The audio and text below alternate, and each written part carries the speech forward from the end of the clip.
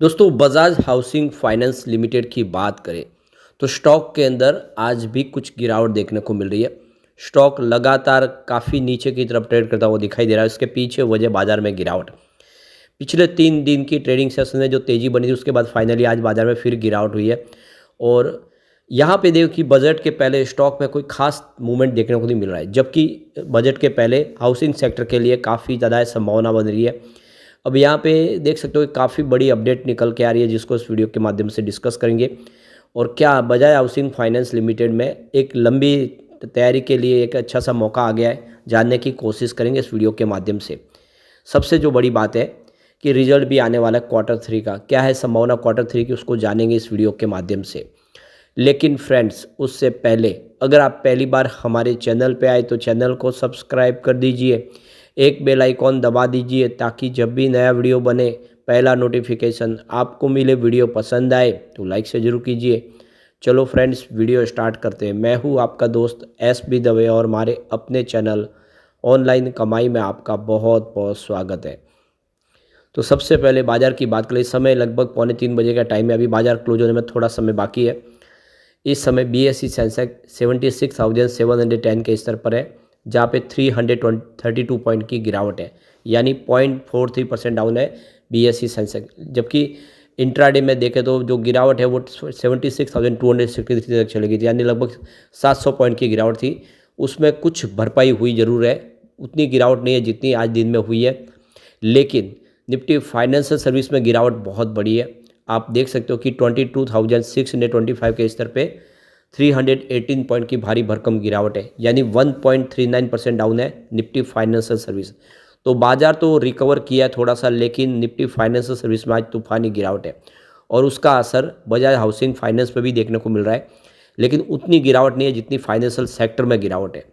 तो स्टॉक की शुरुआत आज पॉजिटिव हुई 114 पर, क्लोजिंग कल 113 के आसपास थी इंट्राडे में, परंतु यही 114 का हाई है और वहाँ से इसमें गिरावट का माहौल बना और नतीजा ये रहा कि 111 का इसने लो बनाया। और आपको ये पता ही होगा कि इसका जो ऑल टाइम लो है वो 111 का है, जो 2 दिन पहले बना था। उस लेवल तक स्टॉक आज फिर इंट्राडे में गया।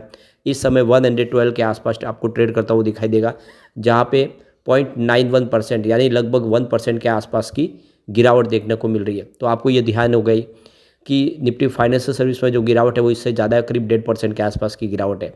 लेकिन ऑलरेडी इतना स्टॉक टूट चुका है कि अब इसमें और ज़्यादा गुंजाइश दिख नहीं रही है। अब आप ये देख ही सकते हो कि स्टॉक लगातार दबाव में था। 3 तारीख से लेके इसमें 7 जनवरी तक गिरावट हुई। 3 ट्रेडिंग सेशन में स्टॉक काफ़ी नीचे आया। तो 123 के आसपास जो स्टॉक था वो 128 का स्टॉक 123 के आसपास आया 3 ट्रेडिंग सेशन में। 8 जनवरी को एक दिन की तेज़ी बनी, जिसके स्टॉक एक बार फिर 124 तक आया। उसके बाद 3 ट्रेडिंग सेशन में फिर लगातार गिरावट हुई। आप देख सकते हो 9 जनवरी से लेकर 13 जनवरी तक स्टॉक गिरते हुए फिर 117 पे आ गया, यानी जो स्टॉक 128 के आसपास था 3 जनवरी को 117 पे आ गया।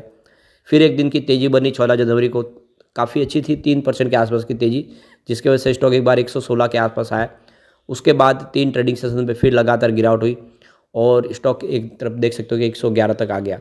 तो यही है, स्टॉक में एक दिन की तेज़ी बनती है और फिर उसमें लगातार 2-3 ट्रेडिंग सेशन में गिरावट होती है और फाइनली स्टॉक धीरे धीरे करके नीचे आ रहा है। इसमें अब देखें तो वॉल्यूम थोड़ा सा आपको कम होता हुआ दिखाई देगा, क्योंकि अब इसमें जो बड़े फंड हाउस है वेट एंड वॉच कर रहे हैं। पिछले 1 महीने पहले इसका 1 करोड़ का वॉल्यूम था, 59 लाख की डिलीवरी उठाई गई। 1 वीक पहले 1 करोड़ का वॉल्यूम होता, 67 लाख की डिलीवरी उठाई गई। कल 2 करोड़ के आसपास का ज़बरदस्त वॉल्यूम था, 77 लाख की डिलीवरी उठाई गई। लेकिन आज अभी लगभग 2 बजे के आसपास 76 लाख का ही वॉल्यूम हुआ, यानी वॉल्यूम में आज कमी आपको दिखाई देगी। अब यहाँ पे जो बड़ी अपडेट निकल के आ रही है, confederation of real estate developers association of India यानी क्रेडाई, इन्होंने हाउसिंग सेक्टर को लेकर सरकार से डिमांड की है। रियल इस्टेट क्षेत्र के जो शीर्ष संगठन है क्रेडाई ने सरकार को आगामी बजट में किफ़ायती आवास परियोजनाओं पर आयकर की दर केवल 15% तय करने का सुझाव दिया, यानी जो इनकम टैक्स की जो हाईएस्ट रेट है वो 15% रखी जाए। इन सुझावों में किफ़ायती आवास की परिभाषा में बदलाव करना है। किफ़ायती मकान बनाने के लिए रियल इस्टेट कंपनियों को कर में छूट देना चाहिए तथा आवास ऋण पर व्यक्तियों द्वारा चुकाए जाने वाले मूलधन तथा ब्याज पर कटौती की सीमा बढ़ाना शामिल है। इस तरह से बहुत सारी डिमांड की गई है।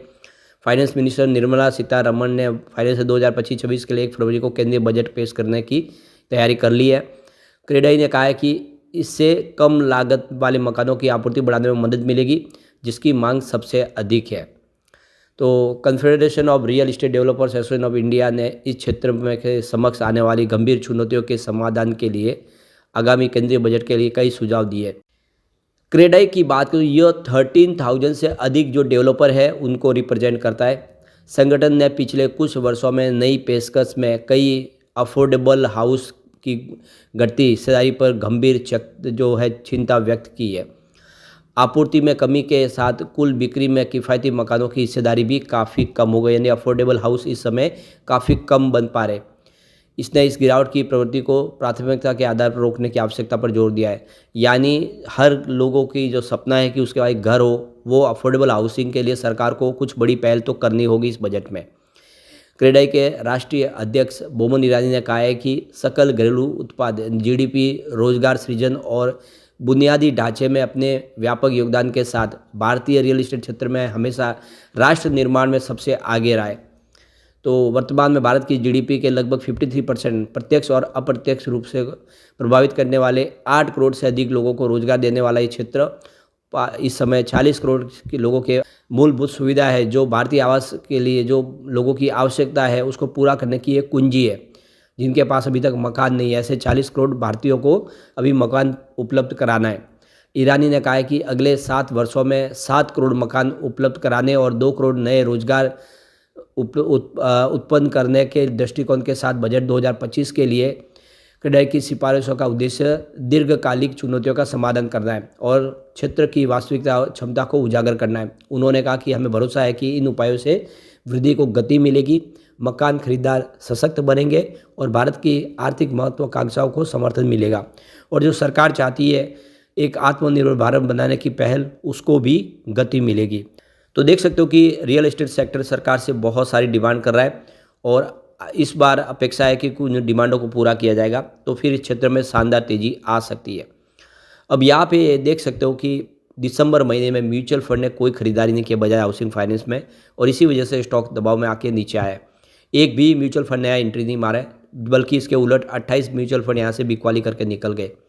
तो इसके पीछे एक रीज़न ये भी है कि इसका पी रेशियो हाई है, इसकी पेयर कंपनियों की तुलना में काफ़ी सस्ते में भी शेयर अवेलेबल है, इसलिए वहाँ पर भी लोगों का रुझान ज़्यादा है। परंतु कंपनी का जो पोर्टफोलियो काफ़ी मजबूत है, स्पेशली अफोर्डेबल हाउसिंग के ऊपर फोकस करती है और सरकार इसके लिए कुछ बड़े ऐलान कर सकते हैं इस बार। एक बार रिजल्ट को देख लें जून और सितंबर में किस तरह से प्रदर्शन रहा है। टोटल इनकम की बात करें तो 2208 करोड़ के आसपास थी जून क्वार्टर में। सितंबर में ये बढ़ के 2410 करोड़ तक पहुंची, तो टोटल इनकम में अच्छी खासी वृद्धि हुई है। टीआई ग्रोथ 15.55% के आसपास थी जून 2024 में, जो सितंबर में 9.12% के आसपास रही। टोटल खर्च की बात करें तो 180 करोड़ का खर्च था जून क्वार्टर में, जो सितंबर क्वार्टर में बढ़ के 189 करोड़ के आसपास पहुंचा। तो जैसे इनकम बढ़ी उस हिसाब से खर्च में भी वृद्धि हुई। टीई ग्रोथ की बात करें तो 3.04% डाउन था जून क्वार्टर में और सितंबर में 4.95% अप हुआ। एबिटाडा देखें तो 2228 के आसपास था, देख सकते जून क्वार्टर में, जो देख सकते सितंबर में 2221 करोड़ के आसपास आया। एबिटाडा में वृद्धि हुई। एबिटाडा ग्रोथ देखें तो 17.55% था जून क्वार्टर में, जो सितंबर में देख सकते हो कि 9.49% अप रहा।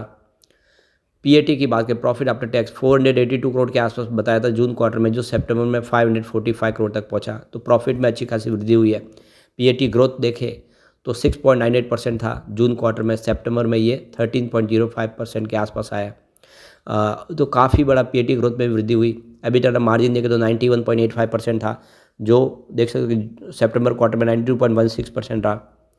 इसके अलावा नेट प्रॉफिट मार्जिन 21.85% के आसपास था जून क्वार्टर में। सितंबर में देख सकते हो यानी क्वार्टर 2 में ये 22.64% के आसपास आया। बेसिस ईपीएस 0.60 रुपीज़ के आसपास था जून क्वार्टर में, जो सितंबर में 0.69 रुपीज़ के आसपास आया।